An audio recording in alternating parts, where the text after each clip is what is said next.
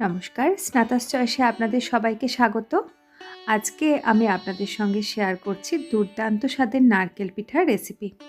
আগের দিনের সরু চাকলি পিঠার রেসিপিটার সময় আমি দেখিয়েছিলাম যে সরু চাকলি পিঠার ব্যাটার থেকে আমি কিছুটা অংশ তুলে রাখছি। তো সেই ব্যাটারটা দিয়েই আজকে নারকেল পিঠাটা তৈরি করব।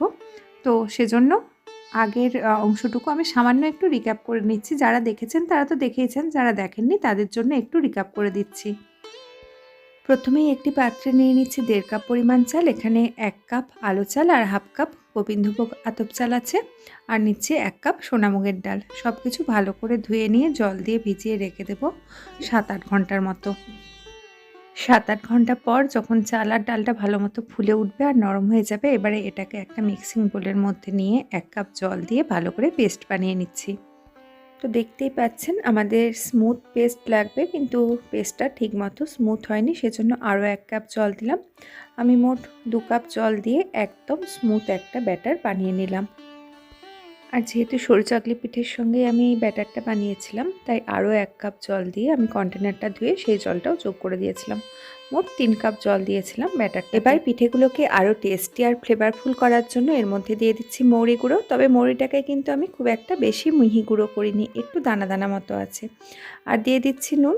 যে কোনো মিষ্টি জাতীয় বা পিঠেতে সামান্য নুন দিলে কিন্তু সেগুলো খেতে অনেক বেশি ভালো লাগে। তো এইভাবেই তৈরি করে নিয়েছিলাম ব্যাটারটা। আর এই ব্যাটারটার থেকেই আমি 2.5 কাপ পরিমাণ ব্যাটার আলাদা করে নিয়েছি। তো মূল ব্যাটার তো রেডি হয়ে গেছে। এবারে এর সঙ্গে আরও কিছু উপকরণ যোগ করব, যেটা নারকেল পিঠের জন্য দরকারি। এই ব্যাটারটার মধ্যে আমি দিয়ে দিচ্ছি মেজারমেন্ট কাপের হাফ কাপ পরিমাণ সুজি। সুজিটাকে দিয়ে একটু নাড়াচাড়া করিয়ে এটাকে ঢাকা দিয়ে রেখে দেব আধ ঘন্টার মতো। ততক্ষণে সুজিটা কিন্তু বেশ কিছুটা ফুলে উঠবে, ব্যাটারটা একটু ঘন হয়ে যাবে।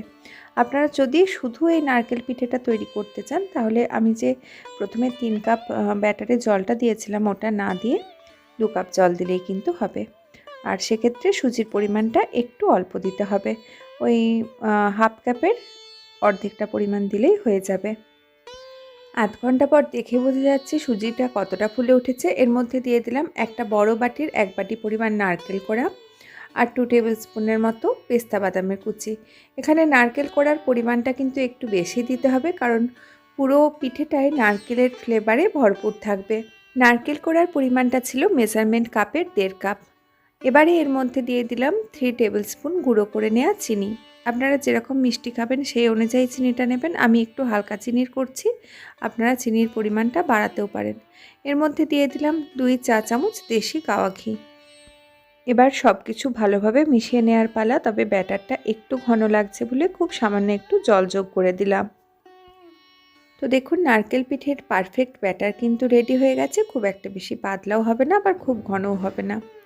এবারে পিঠেগুলোকে তৈরি করে নেওয়ার পালা। সেজন্য ফ্রাই প্যানে দিয়ে দিচ্ছি খুব সামান্য একটু করে ঘি। আপনারা সাদা তেলেও করতে পারেন, তবে ঘিয়ের গন্ধটা কিন্তু এই পিঠেতে দারুণ লাগে। ঘিটাকে ফ্রাই প্যানে সামান্য চারিদিকে বুলিয়ে নিয়ে এবারে ব্যাটার থেকে কিছুটা করে অংশ নিয়ে হাতের সাহায্যে একটু গোল করে ছড়িয়ে দেব।